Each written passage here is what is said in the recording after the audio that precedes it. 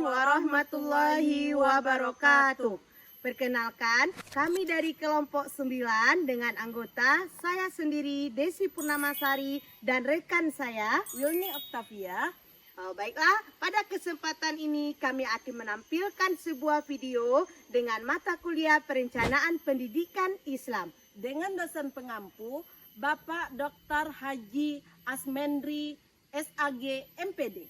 Nah, pada kali ini kami akan menampilkan sebuah topik yakninya pengambilan keputusan dalam perencanaan pendidikan Islam. Nah, baiklah, pada kesempatan kali ini kita akan lihat yang pertama tentang latar belakang. Yang pertama, perencanaan pendidikan itu menentukan arah dan strategi pencapaian tujuan pendidikan. Nah, yang berikut, di dalam Islam, keputusan harus berlandaskan nilai syariat, keadilan, dan musyawarah. Kemudian, keputusan yang tepat menentukan mutu lembaga dan pembentukan karakter dari murid-murid kita. Nah, oleh karena itu, pemahaman mendalam tentang pengambilan keputusan ini menjadi hal yang sangat penting untuk menghasilkan perencanaan yang efektif dan berkelanjutan. Sehingga makalah ini akan membahas tentang konsep dasar, pengelompokannya, dan strategi pengambilan keputusan, khususnya dalam perencanaan pendidikan Islam. Baiklah, selanjutnya di era globalisasi saat ini, tantangan dalam perencanaan pendidikan itu semakin kompleks, seperti keterbatasan dari sumber daya, perubahan kurikulum, dan integrasi teknologi. Oleh karena itu, pemahaman mendalam tentang pengambilan keputusan menjadi penting untuk menghasilkan perencanaan yang efektif dan berkelanjutan. Baiklah, adapun rumusan masalahnya, yang pertama, apa konsep dasar pengambilan keputusan dalam perencanaan pendidikan Islam? Yang kedua, bagaimana pengelompokan dalam penggolongan pengambilan keputusan? Yang ketiga, bagaimana strategi penyusunan keputusan yang efektif dan islami? Yang keempat, bagaimana penerapan keputusan perencanaan pendidikan Islam? Selanjutnya, kita lanjutkan tentang tujuan penulisan makalah ini. Yang pertama, menjelaskan konsep dasar pengambilan keputusan itu sendiri. Yang kedua, menguraikan pengelompokan dan penggolongan pengambilan keputusan itu. Yang ketiga, menganalisis strategis penyusunan keputusan. Berikutnya, menjabarkan penerapan keputusan dalam perencanaan pendidikan Islam.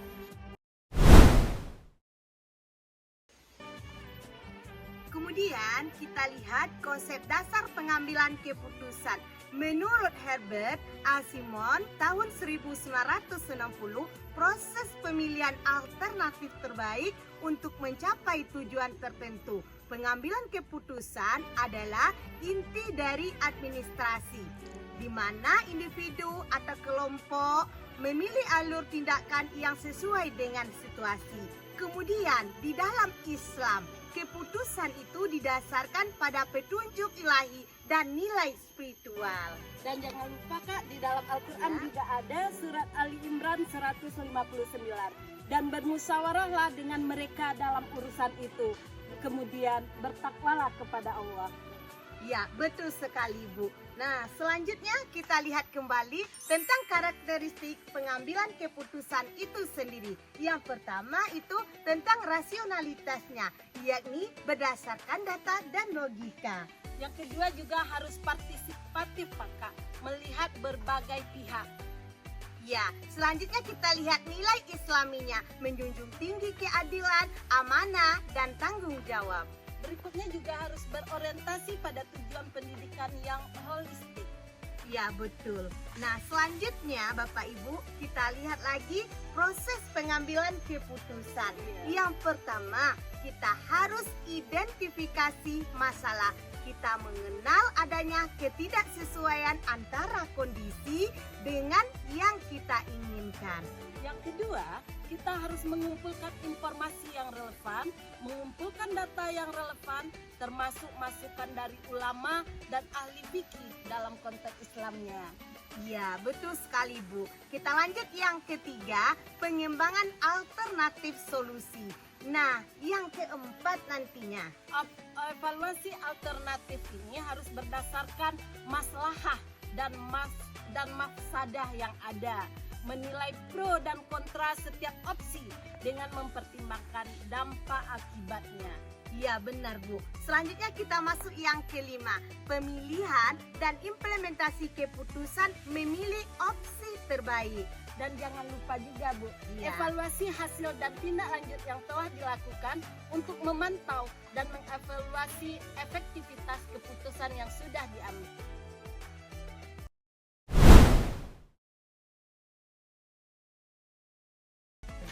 Yang pertama, strategis. Kita harus menentukan visi, misi, dan kebijakan utama dalam suatu lembaga itu sendiri. Iya benar Bu. Yang kedua, namanya taktis. Artinya di sini pengelolaan program, kemudian sumber daya dan anggarannya. Ya, jangan lupa juga yang ketiga, operasional.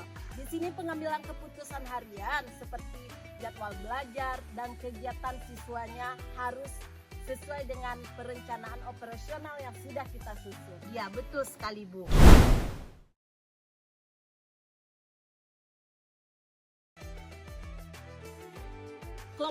Pengelompokannya berdasarkan sifat keputusan yang sudah kita ambil. Yang pertama, programmatic decision. Di sini keputusan rutin atau sesuai dengan prosedur tetap yang sudah berlaku. Yang keduanya, non-programmatic decision. Artinya keputusan ini kita ambil secara kreatif dan tidak rutin.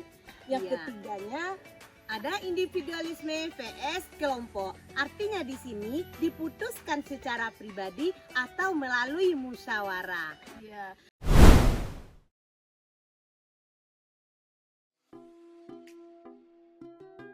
berdasarkan sumber hukum. Yang ini pasti atau zani. Zani itu berarti ada ijtihad para ulamanya. Yang kedua, dampaknya. Dampak ini mikro, individual atau satuan pendidikan, atau makro, bersifat skala nasional. Iya, kemudian etika Islamnya. Ini keputusan yang harus membawa maslahah atau mencegah mafsadah. Sehingga kita juga perlu memikirkan strategi penyusunan keputusan. Nah, dalam ini bagaimana Ibu Wilni? Yang pertama, strategi penyusunan keputusan itu kita harus analisis SWOT dulu, Bu. Iya. Analisis SWOT itu berarti mengenali kekuatan, kelemahan, peluang, dan ancaman yang ada. Iya, bagus Bu. Selanjutnya nanti kita akan lihat modal rasionalnya ya Bu ya. Nah, ini berbasis data objektif. Baru kita lanjutkan dengan pendekatan partisipatif. Artinya melibatkan guru, murid, dan masyarakat. Dan jangan lupa juga Bu, Iya. pemanfaatan teknologi digital dalam perencanaan pendidikan itu sendiri. Iya, luar biasa sekali Bu. Apalagi saat sekarang ini zamannya zaman digitalisasi ya Bu. digitalisasi, iya. Betul. Nah, kemudian Bapak Ibu, kita juga lihat integrasi nilai-nilai Islamnya. Nah, kemudian apalagi materi kita Ibu ini? Dalam integrasi nilai-nilai Islam ini kita Ya. harus istikharah, memohon petunjuk Allah sebelum mengambil keputusan yang besar. Benar Ibu. Yang kedua, kita juga harus musyawarah. Iya, yang Musyawarah dengan proses kolektif atau keadilan. benar sekali Bu. Kemudian kita lihat lagi memprioritaskan manfaat utama Iya. dari hal ini. Sehingga nanti lanjut yang berikutnya amanah atau keadilan. Artinya di sini tentu berlandaskan moral dan setiap kebijakan Ya, pendidikan. benar sekali Bu. Selanjutnya kita harus implementasikan dalam perencanaan pendidikan Islam keputusan yang sudah kita ambil itu. Perencanaan jangka panjang, visi dan misi pendidikan Islam. Yang Iya. kedua, dalam jangka menengahnya kita seperti kita menyusun strategi kurikulum dalam pembelajaran. Iya betul Bu. Kemudian ada lagi jangka pendeknya Iya, ya Bu betul, ya. iya. Nah ini merupakan kegiatan pembelajaran kita dan evaluasi harian dari kita.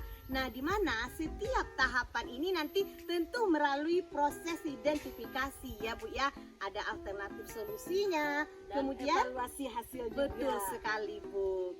Nah kemudian Ibu, pada kesempatan ini video kita ini apa yang dapat kita simpulkan?